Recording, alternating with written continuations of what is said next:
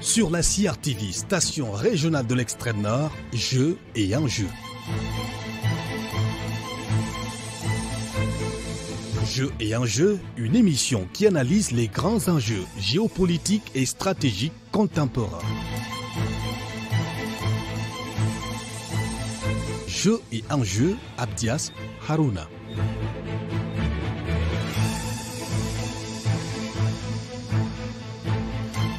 Bonjour à tous et merci d'écouter la CRTV.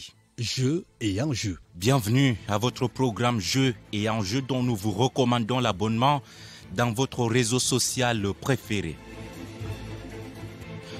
C'est une histoire qui a commencé dans l'enthousiasme pour s'achever dans un fiasco. En 2013, l'engagement militaire de la France au Mali fait l'unanimité de Paris à Bamako en passant par Bruxelles ou Washington.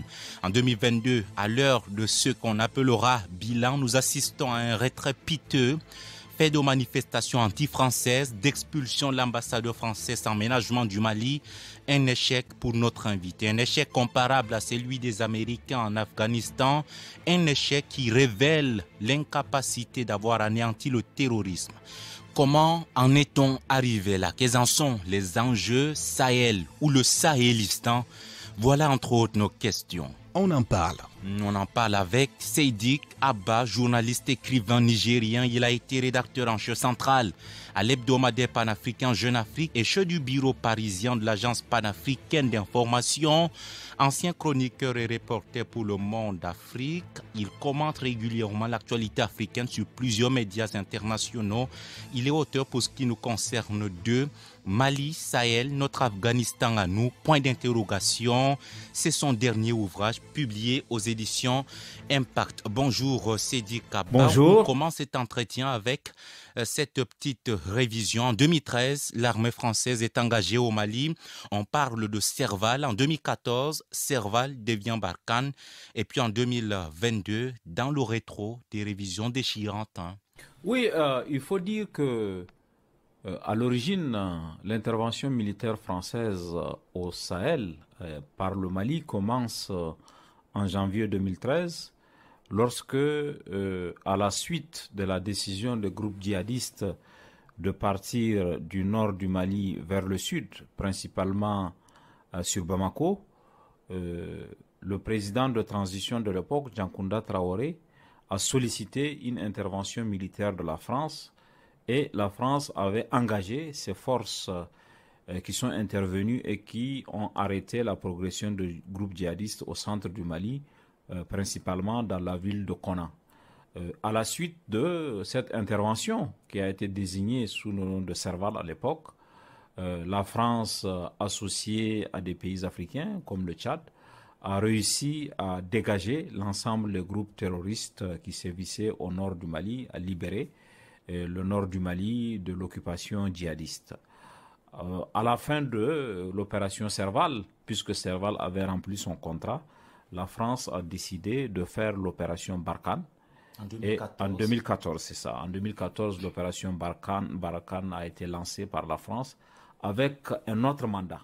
Pour Serval, le mandat était la libération des villes occupées dans le nord du Mali. Pour Barkhane, le mandat, c'est de lutter contre le groupe djihadiste, notamment dans l'ensemble du Sahel, c'est-à-dire un territoire 5 fois plus vaste que la France, qui commence depuis la Mauritanie jusqu'au Tchad, en passant par le Niger et le Burkina Faso. Donc, c'est ainsi que la présence militaire française a commencé au Sahel et elle se poursuit jusqu'à aujourd'hui, avec tous les développements que l'on connaît. Décidément, nous l'avons dit, en 2022, le bilan, c'est une sorte de la débâcle de la lutte contre le terrorisme. C'est tout à fait exact. Quand l'opération Barkhane commence, la menace terroriste ne concernait que 20% du territoire malien. Et malgré, disons, l'intervention française, la menace a gagné 80% du territoire malien. Elle s'est étendue au centre du Mali, et dans la région de Mopti, de Sévaré. Elle est descendue dans la zone des 3 frontières qui est commune au Niger, au Burkina et au Mali. Et aujourd'hui, cette menace terroriste, après s'être exportée au Burkina et au Niger, est arrivée aux portes des pays du Golfe de Guinée, Le Bénin a été attaqué déjà 3 fois. La Côte d'Ivoire a été attaquée 4 fois. Le Togo a subi une de ces attaques les plus meurtrières récemment avec une dizaine de morts. Et la menace terroriste est en train de se propager dans l'ensemble de l'Afrique de l'Ouest.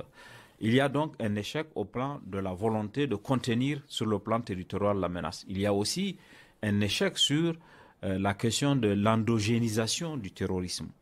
Lorsque le terrorisme commence au Sahel, il est d'origine extérieure. Il a été apporté dans des circonstances que l'on sait, à partir notamment des ressortissants maghrébins qui sont venus et qui s'étaient implantés au Sahel, qui étaient à l'époque les chefs des Katiba, qui étaient aussi les combattants. Aujourd'hui, les chefs des Katiba, c'est Amadou Koufa, qui est malien, qui a dirigé le Front de libération du Massina, et c'est Iyad Agali, qui est malien aussi. Et si vous venez dans la zone de 3 frontières, vous avez des chefs djihadistes qui sont nigériens, qui sont burkinabés. On se souvient de l'imam Ibrahim Diko pour le Burkina, on se souvient de Petit Boubé Chaforé pour le Niger. Donc, il y a une endogénisation de la menace terroriste. L'autre facteur qui explique un peu cet échec, c'est la question de l'aide internationale. Des milliards de dollars ont été déversés sur le Sahel. Les chiffres sont impressionnants. C'est peut-être 50 milliards de dollars qui ont été déversés sur le Sahel. Mais quand vous allez dans les villages sahéliens, comme moi j'en ai fait l'expérience, à Solan au Burkina Faso, à Menaka au Mali, à Difa ou dans la zone de Tillabéri à Ayuru, vous ne verrez pas l'impact de cette aide. Donc globalement, si vous mettez l'ensemble de ces éléments, vous arrivez à cet échec de l'intervention française et internationale dans la région du Sahel. On reviendra sur les enjeux de cet échec, mais déjà, si vous le voulez, retour aux origines, les origines de l'effondrement du Sahel. Vous les trouvez dans le refoulement des groupes djihadistes de l'Algérie au début des années 2000, la chute de la Libye et la chute de l'État. C'est tout à fait exact. Historiquement, et je pense qu'on ne le dit pas assez, quand on parle du terrorisme au Sahel, on fait semblant que c'est quelque chose qui a existé et qui est totalement évident. Contrairement à une thèse que les gens développent en disant que la menace terroriste au Sahel est une réponse au dysfonctionnement, à la faillite de l'État, à la corruption, je pense qu'il y a une dimension historique. Lorsque, en Algérie, en 1991, l'armée algérienne a décidé d'empêcher la victoire du Front islamique du Salut, le FIS avait en réaction créé le groupe islamique armé, le GIA, qui s'est mis à combattre les forces de défense et de sécurité algériennes. Et l'Algérie ayant les moyens sécuritaires et militaires elle a mené la vie dure à l'ensemble des groupes terroristes. Et comme le Mali a une frontière commune avec l'Algérie longue de 1300 km, les groupes djihadistes se sont repliés dans une sorte de no man's land que le Mali ne contrôle pas, qui est à la frontière algérienne. Et c'est à partir de là que le GIA est devenu le groupe salafiste pour la prédication et le combat. Et c'est ce groupe salafiste pour la prédication et le combat qui a fait allégeance à Al-Qaïda et qui est devenu AQMI, Al-Qaïda au Maghreb islamique. Et donc, Al-Qaïda au Maghreb islamique commence timidement dans le nord du Mali, mais avec des excursions dans les autres pays. Et Al-Qaïda au Maghreb islamique a trouvé comme moyen de financement l'enlèvement des ressortissants occidentaux. Chaque fois que les ressortissants occidentaux étaient enlevés par AQMI, ces pays payaient des rançons à AQMI. Et ainsi, AQMI s'est constitué un trésor de guerre de plusieurs centaines de millions d'euros. Les Nations Unies ont fait une estimation qui situe le montant de rançon par les pays occidentaux entre 150 et 180 millions d'euros. Et avec cet argent, AQMI a pu faire du recrutement, a pu accroître son territoire et, comme on sait souvent, les groupes terroristes se sont métastasés. Ils se sont scindés en plusieurs. Il y a eu le Moudjahou, il y a eu Ansardine, il y a eu Ansarul Islam. Donc, cela a fait que la métastase a gagné l'ensemble des pays du Sahel. Et historiquement, c'est comme ça que ça a commencé, avant de devenir, comme je l'avais expliqué, un problème endogène avec des ressortissants, des Bambara, des Haoussa, des Kanouri, etc., qui sont dans ces mouvements-là. Après l'effondrement, la France s'engage d'abord au Mali. Premier constat, le terme des élections à n'importe quel prix devient l'obsession de la diplomatie française. Quel commentaire avez-vous sur ce type de sortie de crise que la France propose au Sahel, Seydi Kaba? La France était, en 2013, elle était pressée de sortir du Mali. Elle était, parce que le président Hollande sait qu'il y a un risque politique à ce que la France reste longtemps au Mali et qu'elle s'enlise. Donc, pour la France, le meilleur moyen de sortir du Mali, c'était d'organiser des élections à n'importe quel prix. Au moment où les élections devaient se tenir en 2013 au Mali, il y a eu un rapport, y compris celui des Nations Unies, disant que les conditions d'une élection transparente, sereine et régulière n'étaient pas réunies. Mais la France, qui avait un agenda national, qui ne voulait pas que son opinion se retourne contre son intervention, a forcé les choses et on est allé aux élections. Dans le livre, j'explique qu'il y a des candidats qui avaient décidé de ne pas aller aux élections parce qu'ils ont considéré que les conditions n'étaient pas réunies. Et ce forcing qui a été fait par la France a eu, à mon avis, un prolongement dans la crise que le Mali a connue par la suite. Si on avait pris le temps de faire une transition plus longue, si on avait pris le temps d'organiser des élections inclusives dans des meilleures conditions, après avoir réglé la question du Nord, parce qu'il ne faut pas oublier que lorsqu'on tient des élections en 2013, en juillet 2013, les conditions de tenue des élections n'étaient pas réunies dans le nord du pays. La région de Kidal était encore aux mains des forces armées, même si ce n'est pas le groupe djihadiste, c'est quand même des mouvements, des rébellions qui contrôlaient le nord. Et du coup, on pense que c'est environ seulement 10% des personnes qui vivent dans le nord du Mali qui ont participé à cette élection. Donc, ce forcing de la France pour aller aux élections a laissé de traces et, à mon avis, c'est peut-être que par là que le ver est entré dans le fruit, puisque par la suite, les choses se sont dégradées, on a eu les accords d'Alger, mais à ce jour, il n'y a pas eu d'unification du Mali. Une partie encore du territoire malien reste aux mains de groupes armés, malgré l'accord qui a été négocié en février 2015 à Alger. Et ça, c'est une des faiblesses de la stratégie française. Et je pense que ça doit nous amener à reconsidérer cette opinion qui amène à penser il vaut mieux des élections à n'importe quel prix que pas d'élections. Souvent, les élections peuvent ne pas régler des problèmes. Donc, il faut tenir des élections lorsqu'elles peuvent avoir une utilité, une valeur ajoutée à la situation de crise dans laquelle se trouve un pays. Alors, à côté de la France, la communauté internationale déploie de larges efforts, mais rien ne va. C'est du naufrage de la solidarité internationale, constatez-vous, hein? Oui, il y a deux dimensions dans l'échec de la communauté internationale.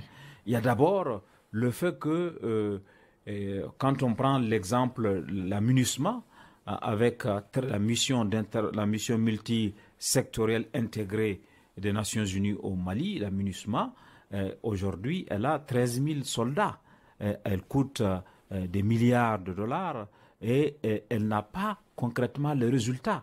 En dépit de la présence de la MINUSMA, il y a des exactions qui sont commises contre les populations, il y a des attentats terroristes contre les populations. Donc, il y a un problème d'efficacité de cette présence internationale que l'on peut expliquer par le mandat qu'on a confié au casque bleu.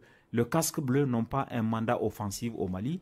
Leur rôle consiste à se défendre s'ils sont attaqués ou à protéger les populations lorsque ce n'est pas trop dangereux pour elles-mêmes. Donc, vous voyez, il y a une inadéquation, un mandat inadapté pour une intervention dans un contexte où il ne s'agit pas simplement de maintien de l'ordre, il s'agit du maintien de la paix, il s'agit aussi de combattre le terrorisme. Or, le mandat que les forces ont aujourd'hui ne suffit pas. Il y a le deuxième élément de l'échec que vous avez soulevé, c'est le naufrage de l'aide internationale. Il y a aujourd'hui environ 19 initiatives différentes sur le Mali. Il y a près de 23 envoyés spéciaux. Chaque pays a son envoyé spécial, chaque pays a son initiative et on est arrivé à une superposition d'initiatives. Il n'y a pas de cohérence, il n'y a pas d'évidence entre les différentes initiatives et je pense que cela doit amener la communauté internationale à s'interroger sur l'efficacité de son intervention.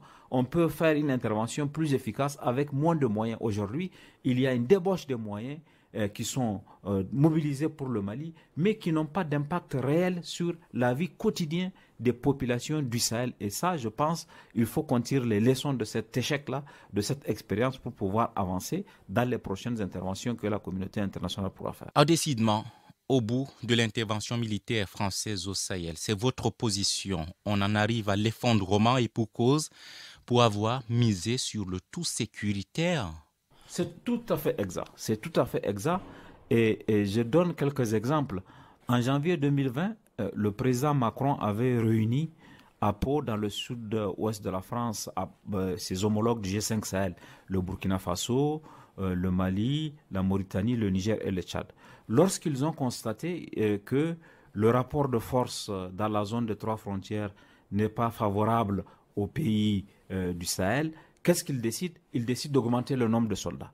Ils ne cherchent pas une autre solution. Donc, pour eux, c'est la logique de la force. Il faut augmenter le nombre de soldats, il faut acheter des drones, il faut doubler les effectifs des forces armées. Et je pense que ce choix-là de privilégier la dimension militaire et sécuritaire a été fait pendant les 9 années. On a privilégié cette solution-là et cette solution n'a pas donné le résultat qu'on espérait. Et à mon avis, si on avait fait une juste répartition entre la dimension militaire et sécuritaire, la question du développement, la question de la gouvernance, la question de la justice sociale, on ne serait pas arrivé à cet échec-là qui aujourd'hui est un échec collectif à la fois pour la France et pour les pays qui n'ont pas eu eux aussi le courage de dire à la France, peut-être que si on changeait de paradigme, si on ne privilégiait pas la réponse sécuritaire et militaire, on aurait de meilleurs résultats. Alors, mais comment l'intervention militaire française aurait-elle dû se façonner dans le cadre des États, je vous cite, des États défaillants au Sahel? Oui, vous savez, quand on prend historiquement la création du G5 Sahel en 2014, l'idée était à la fois de s'occuper des questions sécuritaires par la mutualisation des moyens. Les pays acceptent de mettre ensemble le peu de moyens qu'ils ont pour construire une force importante, que ce soit les moyens militaires, les moyens sécuritaires, les moyens du renseignement. Et de ce point de vue, le G5 a été utile puisque le G5 a permis aux pays qui sont membres d'acter la question du droit de poursuite automatique. Si aujourd'hui un pays est attaqué, le Niger peut entrer au Mali sur 50 km sans autorisation et vice-versa, et le Burkina aussi. Donc le G5 a eu son utilité de ce point de vue-là dans le cadre de ça. Mais l'erreur a été de privilégier la dimension sécuritaire. Tout ce qui concerne la question du développement n'a pas été privilégié.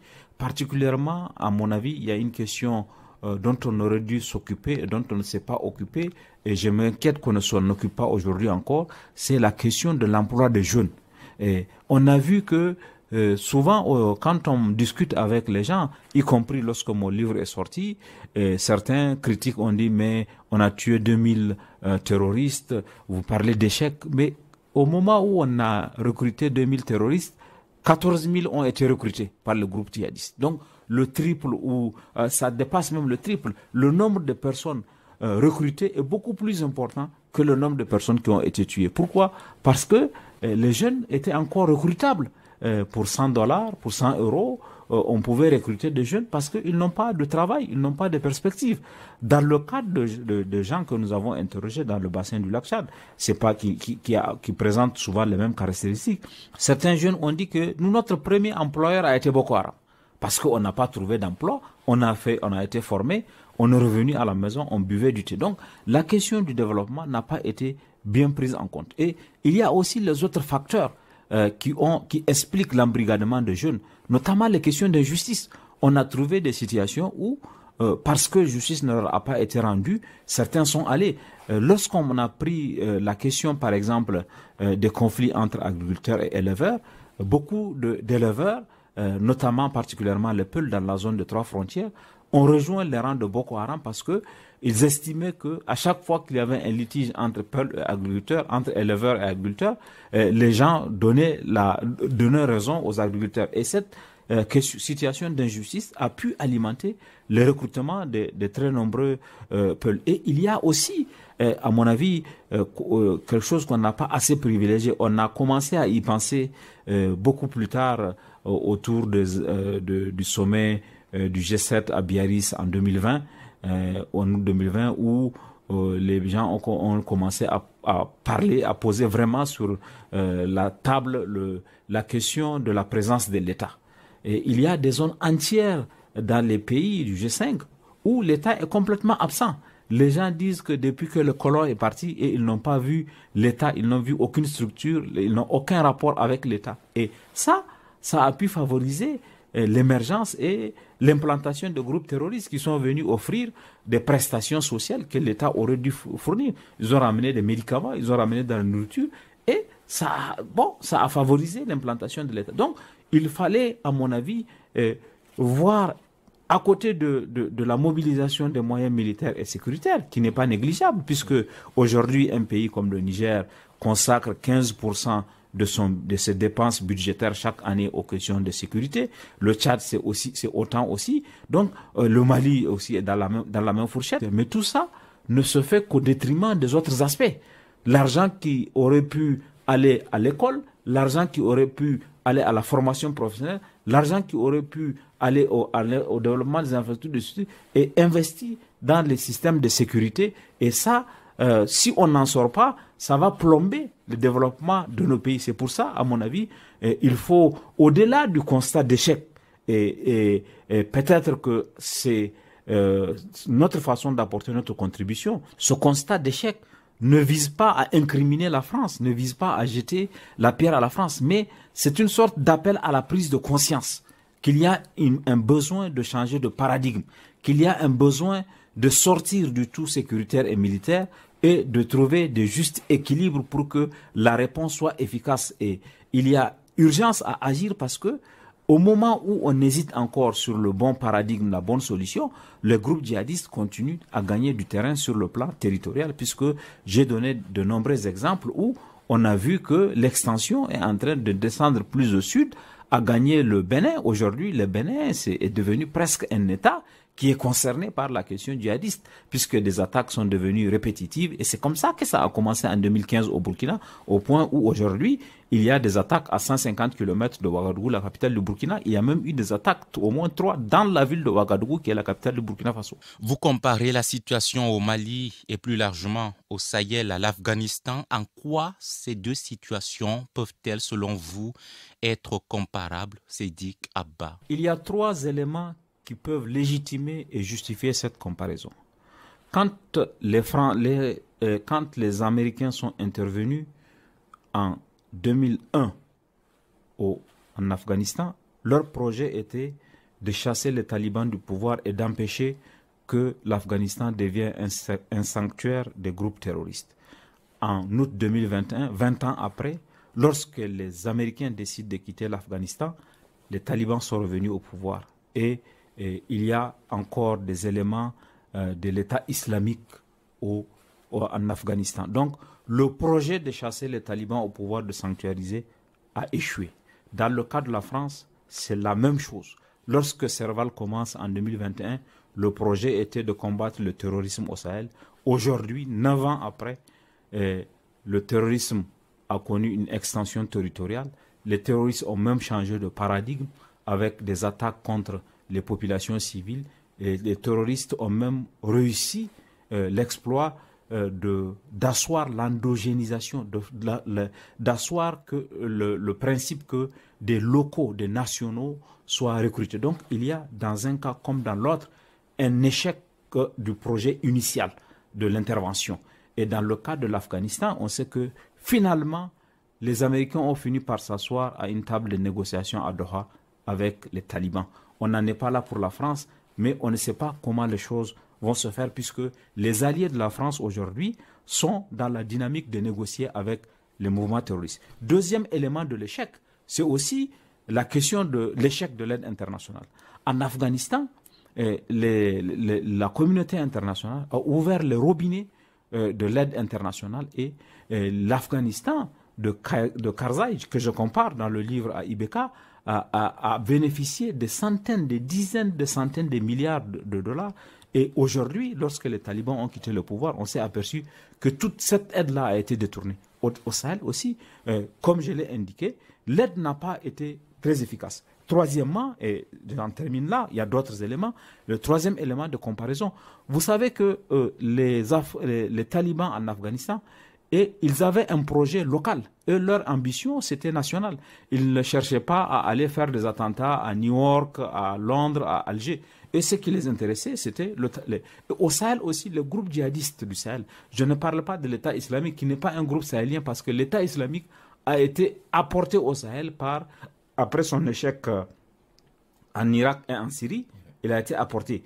Mais le groupe djihadiste, que ce soit AQMI, que ce soit Ansardine, que ce soit Moudjahou, leur agenda, c'est local. Ils veulent simplement transformer le Sahel et l'Afrique de l'Ouest. Ils n'ont jamais envoyé des gens pour aller attaquer Londres, pour aller attaquer New York. Ce n'est pas leur agenda. Donc, cette proximité de stratégie, dans un cas comme dans l'autre, explique aussi la comparaison avec l'Afghanistan.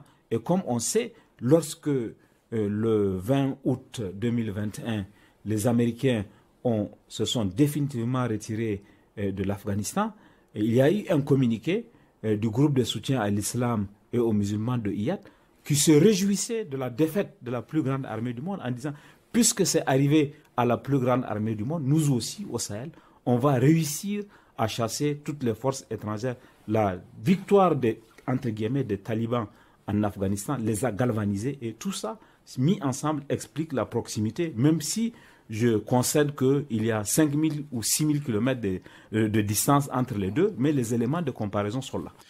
L'un des éléments de comparaison que vous mentionnez, la possibilité de discuter avec les djihadistes, on ne comprend pas tout de même la réticence de la France à pouvoir discuter avec le diable djihadiste, entre guillemets, pour libérer les citoyens maliens et sahéliens de façon générale, alors qu'elle le fait pour libérer ses otages plus clairement. Non, et je pense que la question est très importante, parce que un des éléments qui a alimenté l'incompréhension entre la France et le Mali et l'opinion malienne, c'est aussi ça. Aujourd'hui, beaucoup insistent sur Wagner. Il ne faut pas oublier que le problème entre la France et le Mali n'a pas commencé avec Wagner. Wagner est venu amplifier. Mais il y avait déjà plusieurs dossiers sur lesquels la France et le Mali n'étaient pas d'accord. La position de la France qui a décidé, Macron a annoncé en juillet qu'il mettait fin à Barkhane alors que les Maliens disent qu'ils n'ont pas été consultés et que ce n'est pas le moment de se retirer. Et la question des otages aussi. En octobre 2020, à Bamako, il y a eu un clash public entre le ministre français des Affaires étrangères qui était à l'époque Jean-Yves Le Drian et le premier ministre malien de transition qui était Mokhtar Ouane. Parce que les Maliens venaient au cours des assises nationales de décider de discuter avec le groupe djihadiste. Or, le ministre français des Affaires étrangères a dit non, on ne discute pas avec les djihadistes. Et dans l'opinion malienne et dans l'élite malienne, même politique, l'incompréhension vient du fait que lorsque, en octobre 2020, la France avait décidé, le Mali a décidé de négocier avec les djihadistes pour libérer Madame Petronan et le chef de l'opposition Soumaïla Cissé, et les Maliens avaient rendu compte régulièrement de la progression de leurs négociations à la France. Et la France ne s'était pas opposée. Parce que la France voulait récupérer son dernier otage dans le Sahel. À l'époque, la négociation n'a pas dérangé la France. À aucun moment, la France n'a dit parce que la France voulait récupérer son... Donc, cette même France qui est d'accord pour qu'on négocie pour la libération de sa ressortissante, Madame Sophie Petronan, cette même France, lorsqu'il s'agit de négocier pour la paix avec le Mali, se braque, refuse. Et ça alimente l'incompréhension. Et ça donne aux Maliens le sentiment que leur vie ne compte pas autant que la vie des ressortissants français. Et ça, je pense que sur ce plan, ce qui est important et ce qui donne un peu raison au Mali, c'est que l'idée de négocier avec le groupe djihadiste, qui était au départ minoritaire, dans le Sahel est aujourd'hui en train de devenir presque majoritaire, puisque comme vous savez, en février 2022, le président du Niger a dit que si la paix devait passer par la négociation avec les groupes djihadistes, lui, il est prêt à y aller. Et à part le président du Niger, le Burkina, aujourd'hui, a créé une sorte de démarche pour négocier avec le groupe djihadiste en créant des comités locaux qui vont aller négocier avec ces différents groupes djihadistes. Merci beaucoup, Seydi Kaba. Ce sera le mot de la fin. Merci d'avoir accepté notre invitation. Je rappelle que vous êtes journaliste, écrivain nigérien. Votre dernier livre est intitulé Mali, Sahel, notre Afghanistan à nous, point d'interrogation, ouvrage paru aux éditions Impact. Merci d'être passé dans Jeux et Enjeux. Ça m'a fait vraiment plaisir et je vous remercie d'avoir donné l'occasion d'expliquer en long et en large cette problématique, parce que souvent on la simplifie, on la caricature même et les gens ne comprennent pas. Mais dans le cadre de cette émission, j'ai eu le plaisir d'expliquer en long et en large et vraiment je ne peux que vous remercier de cette initiative. L'émission touche à sa fin. Je suis Abdia Sarouna. Je vous donne rendez-vous à samedi prochain pour une autre édition. Au revoir.